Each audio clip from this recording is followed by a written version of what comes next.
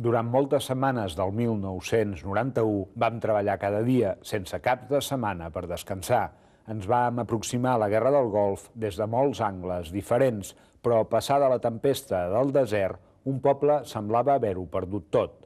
Els kurds que s'havien aixecat contra Saddam Hussein havien de fugir per les muntanyes cap a Turquia. Allà els esperava un exèrcit, l'exèrcit turc, que no els volia, que els empenyia una altra vegada cap a dalt de les muntanyes. Va ser un èxode dramàtic i uns dies que mai oblidarà l'equip que va compartir amb els kurds la derrota, l'èxode i la fam. Ningú no sap quants refugiats hi han instal·lats al camp d'Izikberen, a les muntanyes que separen Turquia de l'Iraq. Es calcula que hi ha entre 100.000 i 200.000 persones, però de moment al camp no hi ha cap organisme ni local ni internacional que controli o ajudi als refugiats. Amb mantes i plàstics han de fer front a temperatures que a la nit baixen sota zero.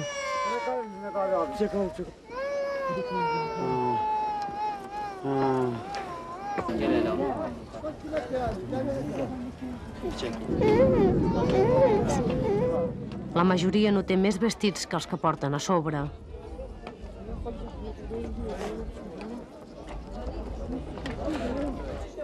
El poc menjar que es distribueix només arriba a uns quants.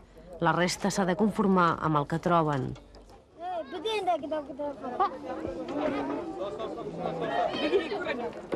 Els que aconsegueixen capturar una cabra escapada d'algun ramat es consideren molt afortunats.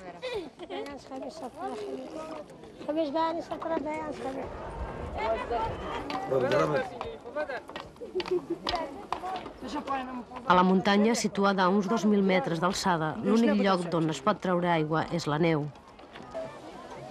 Per aconseguir-ne una mica, alguns dels refugiats han de caminar fins a 2 hores.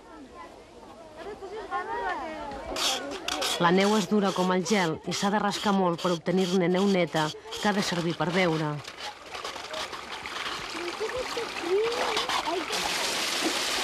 Les dones aprofiten també l'aigua del desglàs per fer la bugada. Ara és el Ramadà i l'Islam prescriu que durant aquest mes els musulmans han d'anar especialment nets. Una prescripció difícil de mantenir quan no es té sabó i s'ha de rentar amb aigua gelada i terrosa. El consum d'aigua de neu provoca còlics que en el cas dels nens i els vells acostumen a ser fatals. Entre 50 i 60 persones moren diàriament en aquest camp, segons els militars que vigilen els refugiats. Està malalt. No tinc llet. I té gana. No tenim res. Té gana i es morirà.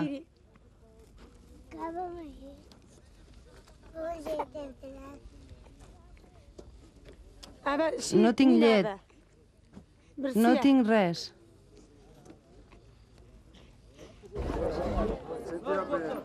La tensió és cada cop més forta, perquè els refugiats no volen tornar a dalt de les muntanyes.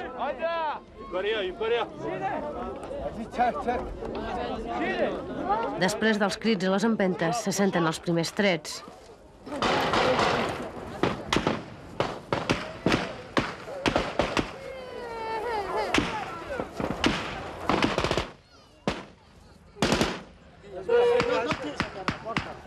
Un grup de refugiats comença a tirar pedres contra els soldats.